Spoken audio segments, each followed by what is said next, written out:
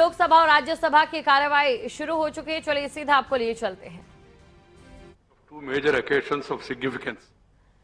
तो संसद के मॉनसून सत्र की कार्यवाही शुरू और आज भी हंगामे के आसार, क्योंकि विपक्ष लगातार हंगामा कर रहा है। लोकसभा राज्यसभा दोनों सदनों की कार्यवाही शुरू हो चुकी है।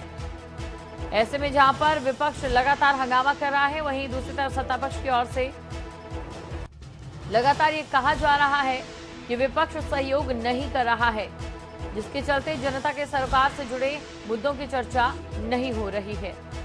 तो आज भी विभिन्न मुद्दों पर सरकार को घेरने का प्रयास करेगा विपक्ष। अगस्त तक चलेगा, जब हमारी स्वतंत्रता के 75 वर्ष पूरे हो जाएंगे। इस अवसर पर हमारा संकल्प है कि हम एकजुट होकर देश की संप्रभुता, एकता और अखंडता को सुरक्षित रखने में काम करेंगे। हम सभी उन मनुष्यों के, उन आदर्शों के प्रति स्वयं को समर्पित करें जिन पर वह अडिग रहे थे। अब सभा स्वतंत्रता संग्राम के सभी शहीदों की पुण्य स्मृति में थोड़ी देर मौन खड़ी रहेगी।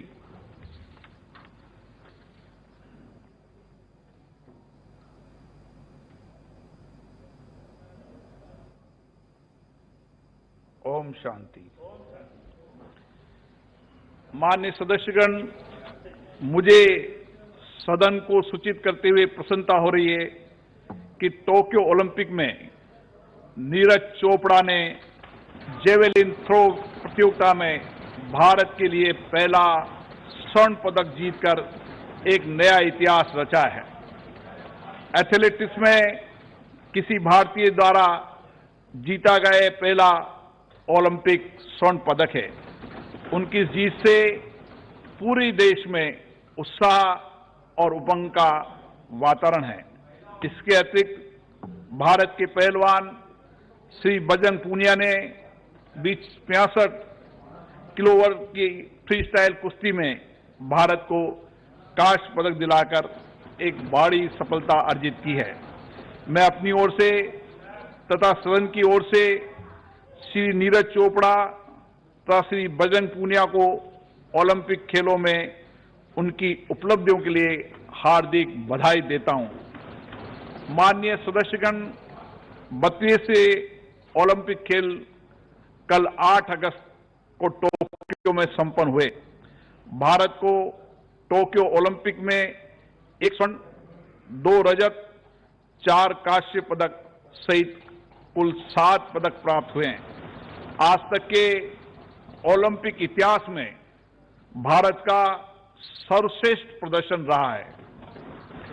इस अभूतपूर्व सफलता के लिए मैं सदन की ओर से भारतीय दल के सभी खिलाड़ियों को बहुत बहुत बधाई देता हूं। भारतीय दल ने टोक्यो ओलंपिक में जिस अदम्य साहस, अद्भुत लगन, उत्साह और अतुलनीय संकल्प शक्ति का परिचय दिया, वह हमारे लिए गर्व का विषय है।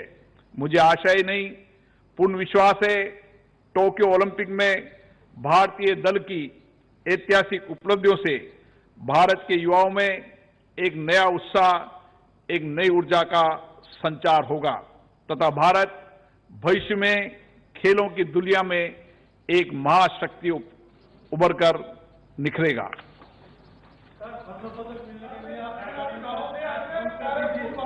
प्रश्न का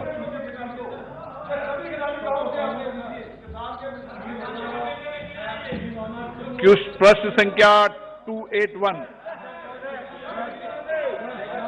प्रश्न संख्या 2 विवेक नारायण जी। प्रश्न क्रमांक 281। माननीय अध्यक्ष महोदय, मंत्री जी का बहुत बहुत धन्यवाद। मैं कुछ और 2 जानकारियां जानना चाह रहा हूं आपके माध्यम से। ऐतिहासिक स्मारकों के पर्यटन की दृष्टि से विकास और रखरखाव में अपनी The defining Tokyo movement for our nation in proper perspective. The Tokyo Games turned out to be the best Olympic movement for our nation in the last 121 years of its Olympic journey. As a British colony, India first participated in the Paris Olympics. Please, Vijay Sai Reddy, and the chair is on his legs. Please, you can come afterwards. by even the staff also. Here is my instruction to all the watch and ward staff and also these marshals. They also are not supposed to move when the chairman is saying something. Our house is taking even a माननीय सरकार द्वारा बहुत सारी योजनाएं घोषित की गई हैं और मध्य प्रदेश के लिए भी जो योजनाएं घोषित की गई हैं उसका भी विवरण इसमें लगाया गया है। सारी योजनाओं की सूची इसमें लगाई गई है। अगर अध्यक्ष कहें तो मैं हर एक को पढ़ के आपको बता देता हूं।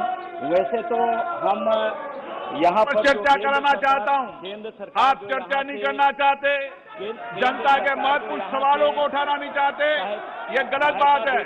सदन की कार्रवाई आज 11:30 बजे तक के लिए स्थगित की जाती है।